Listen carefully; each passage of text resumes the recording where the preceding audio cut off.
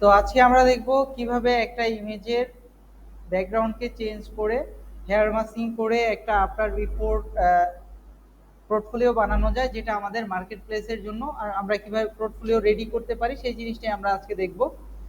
তো এই জন্য আমরা চলে দেখলাম ফটোশপে। ফটোশপে গিয়ে আমরা এখান থেকে একটা নতুন ইমেজ ওপেন করলাম। ওপেন থেকে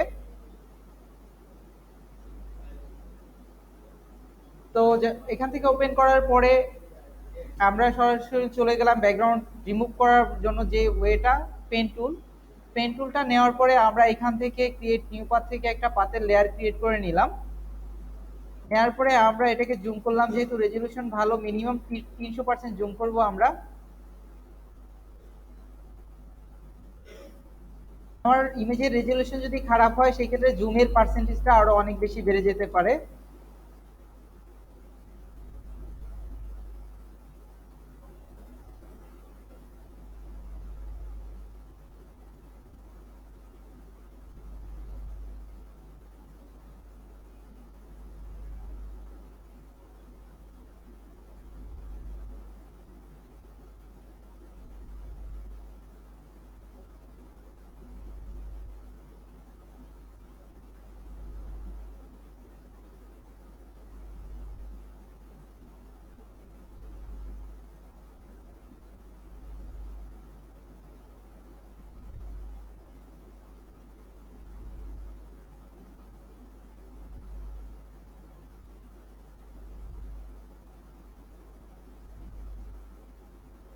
তো সুন্দর করে প্রথমে এটাকে আমরা পেন টুলের মাধ্যমে ক্লিপিং করে নিব।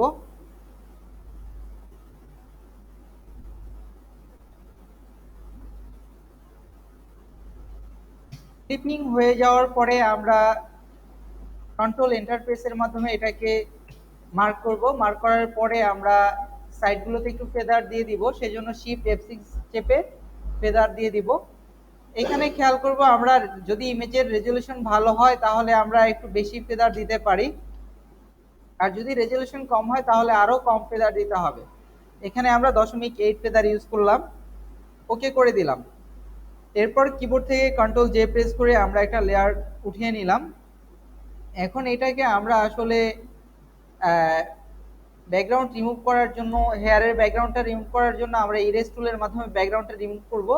সেই জন্য নিচে একটা সলিড কালার নিয়ে নিব, যার কারণে আমরা ব্যাকগ্রাউন্ডটাকে সিলেক্ট করলাম, এখান থেকে সলিড কালার দিয়ে দিলাম।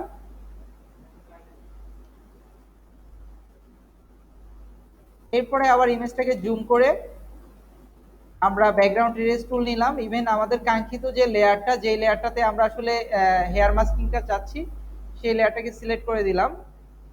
সিলেক্ট করে দিয়ে আমরা খেয়াল করব অবশ্যই আমাদের প্লাস চিহ্নটা যাতে যেই কালারটা আমরা ফেলে দিব সেই কালারের উপরে থাকে, কোনোভাবেই যাতে মানে ড্রেস বা হেয়ারের উপরে আমাদের প্লাসের চিহ্নটা না থাকে। ক্লিক করে এখন আমরা ড্র্যাগ করে টান দিলাম। এই ক্ষেত্রে আমরা যেটা করতে পারি, আমাদের অনেক সময় দেখা গেছে কালারের অনেক তারতম্য থাকে, সেই ক্ষেত্রে অপাচিশটার দিকে আমরা অবশ্যই লক্ষ্য রাখবো। আর ব্যাকগ্রাউন্ড ইরেজ করার ক্ষেত্রে আমরা আর একটা জিনিস লক্ষ্য রাখবো, সেটা হলো এখানে আমাদের স্যাম্পলিং অন যে অপশনটা আছে এটা চালু থাকতে হবে, আর এখান থেকে থাকতে হবে ডিসকন্টিনিউয়াস। দেন আমরা ব্যাকগ্রাউন্ড রিমুভটা করতে পারি। আমাদের প্রয়োজন অনুযায়ী আমাদের ব্যাকগ্রাউন্ড ইরেজার টুলটাকে ছোট বড় করে নিব।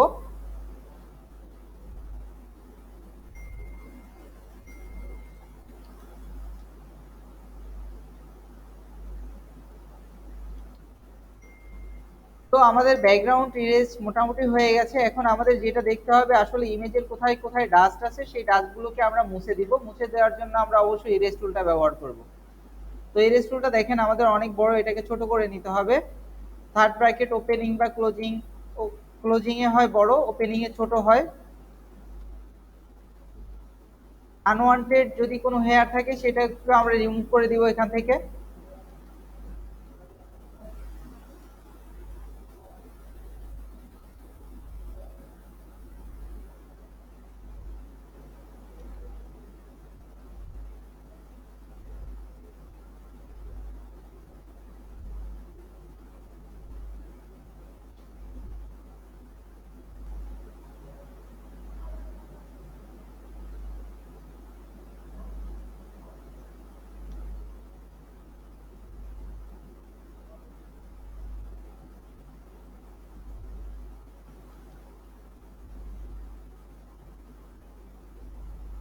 আমরা এটাকে কয়েকটা কালারে চেক করে দেখবো যে আসলে আর আর কোনো ডাস্ট আছে কিনা।